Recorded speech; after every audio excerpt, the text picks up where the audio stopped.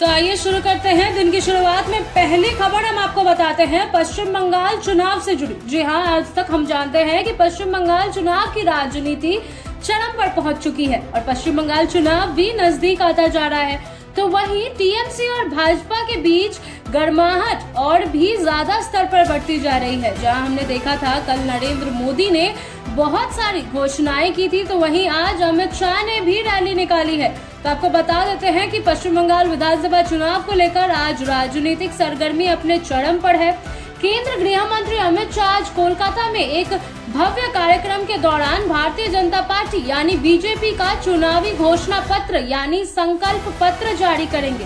यह संकल्प पत्र राज्य की जनता, खासकर महिलाओं, युवाओं और किसानों को ध्यान में रखते हुए तैयार किया गया है और इसमें कई बड़े वादे किए जाने की भी संभावनाएं जताई गई है। सूत्रों के अनुसार इस घोषणा पत्र में महिलाओं के लिए आर्थिक सशक्तिकरण योजनाओं पर विश्वास जोड़ रखेंगे और महिलाओं को प्रत्यक्ष आर्थिक सहायता, सुरक्षा के लिए सख्त कानून और फास्ट ट्रैक न्याय व्यवस्था जैसे कदमों का ऐलान किया जा सकता है। महिला सुरक्षा को लेकर बीजेपी पहले से ही आक्रामक रुख अपनाए हुए हैं और इसे चुनावी एजेंडा का प्रमुख हिस्सा बनाया गया है।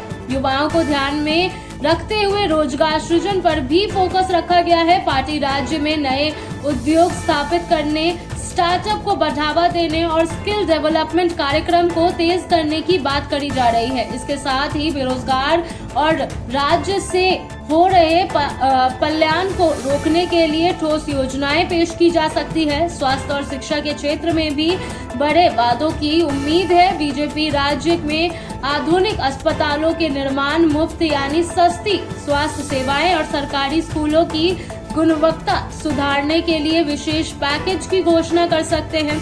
इसके अलावा डिजिटल शिक्षा और उच्च शिक्षा के अवसरों को बढ़ाने पर भी जोर दिया जाएगा।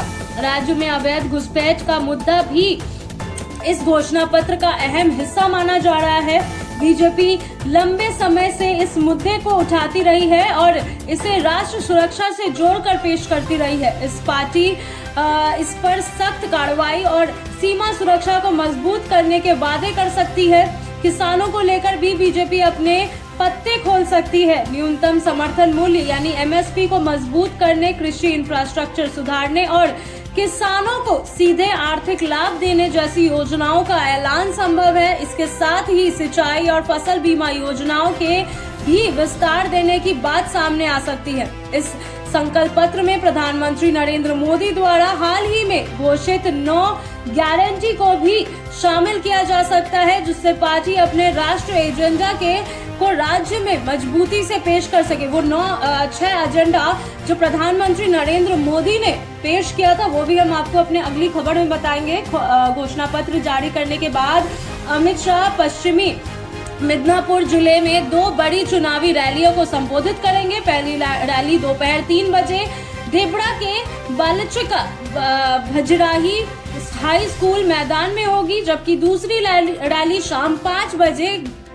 खगरपुर सदर के अतुमुली स्कूल मैदान में आयोजित की जाएगी। इन रैलियों के जरिए बीजेपी राज्य में अपनी चुनावी ताकत का प्रदर्शन करने की कोशिश करेंगे।